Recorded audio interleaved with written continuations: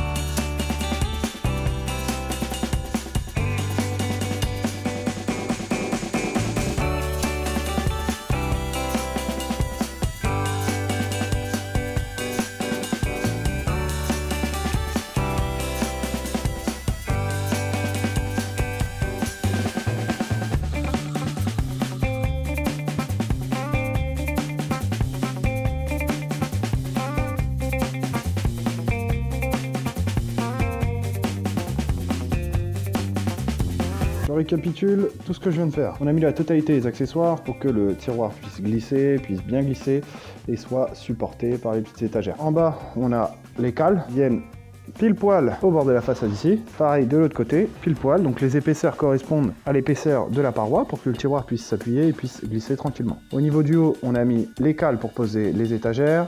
On a posé la petite étagère et après on a mis les cales. Et on a fait la petite étagère ici. Donc j'ai posé un cadre complet pour qu'il puisse supporter un poids intéressant parce que c'est un meuble de cuisine. Donc il va y avoir pas mal de poids dessus et je veux pas que le bois vienne voûter ou travailler. On vérifie bien que tout soit ok, que tout soit bon pour vous et ensuite on referme. Parce que c'est une étape très importante. Si vous devez réintervenir dedans et que vous avez refermé, ça va être une galère. Donc prenez bien votre temps, vérifiez bien tout. Nous en sommes arrivés là. Tous les tiroirs sont faits, la façade est propre, le fond est posé, les tiroirs ils sont faits, poncés, nickel, ils sont bien calibrés, ils rentrent bien, ils reculent, ils avancent nickel.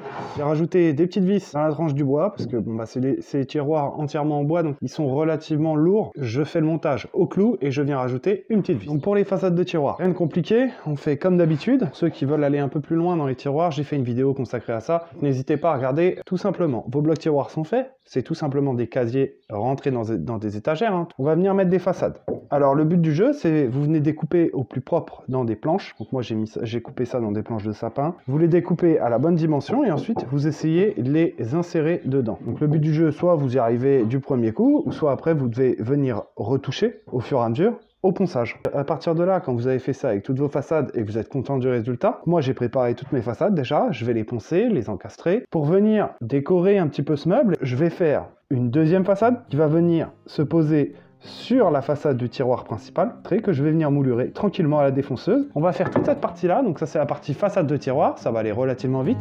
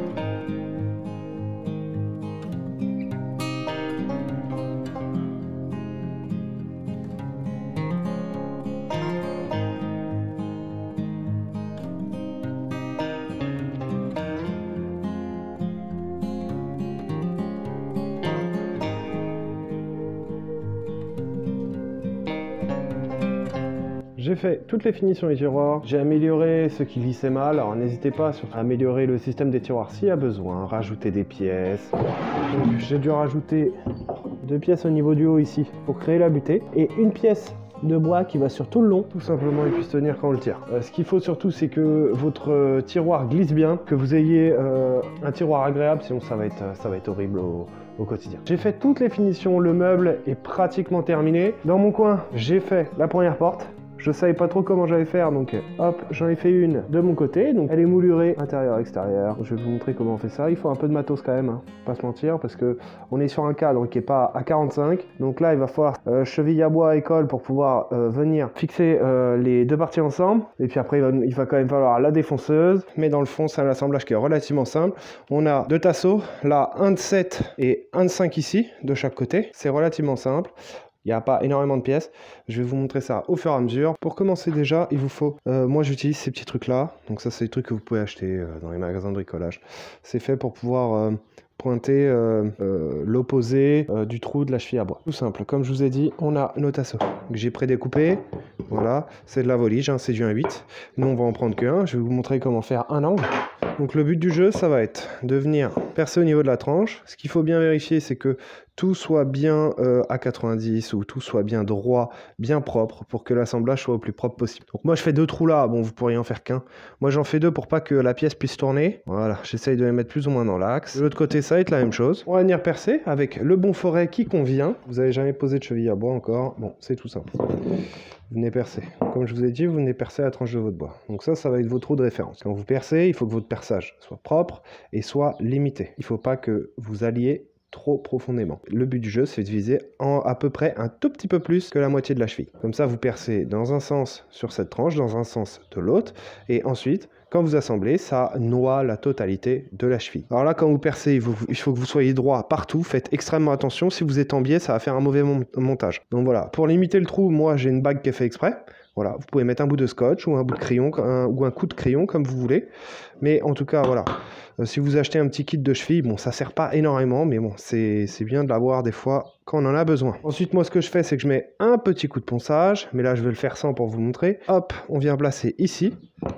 Donc moi, je place les deux, hein, bien sûr. Donc vous mettez sur une surface qui est bien plane, et ensuite, vous n'avez plus qu'à pointer. Donc vous forcez, voilà, pour que ça vienne marquer le bois en face. Vous retirez, vous vérifiez que vous voyez bien les pointes. Une ici, je ne sais pas si vous le voyez à la caméra, mais j'en ai une ici et une ici. Je vais vous mettre en accéléré, comme ça on va le faire ensemble.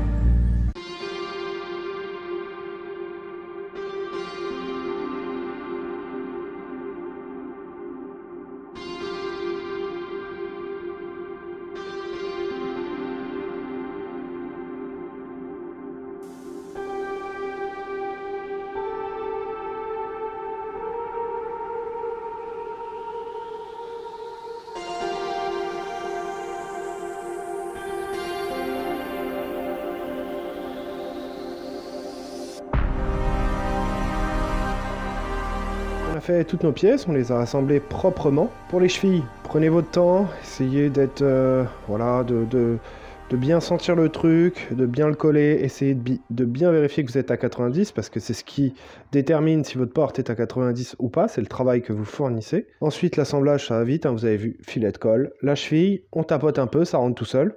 Moi, je ponce tout, la totalité, les arêtes, tout. L'intérieur surtout, il faut faire attention. Parce que vous allez mettre le coup de défonceuse après pour avoir cet effet arc de cercle dans les coins. Et s'il y a des petits défauts, ça va se répercuter sur votre moulure.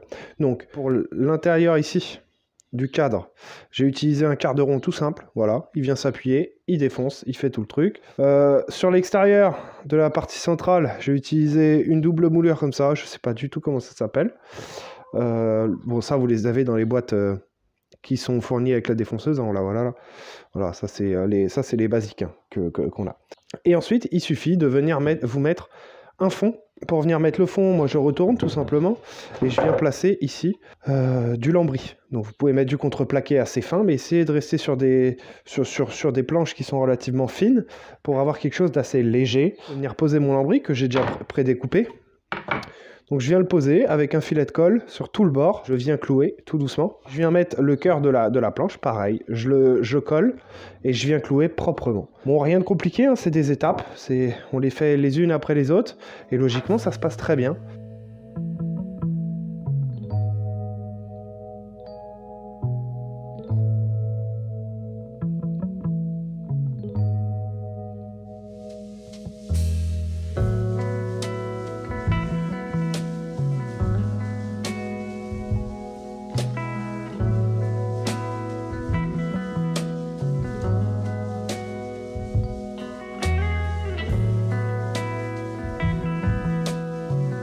C'est tout simple, vous avez vu, j'ai mis un fond, je suis venu clouer à droite à gauche. Moi, ce que je vous conseille de faire, c'est de mettre du poids dessus, sur une surface bien plate, les laisser sécher au moins 8 heures, 8-12 heures, que ça colle, que ça sèche, et que ce soit nickel quand vous allez les poser. Moi, ce que je vais faire, c'est que je vais les laisser sécher tranquillement, je vais les monter dans mon coin, voilà, de toute façon, pour monter des portes, j'ai déjà fait une vidéo, n'hésitez pas à regarder sur ma chaîne.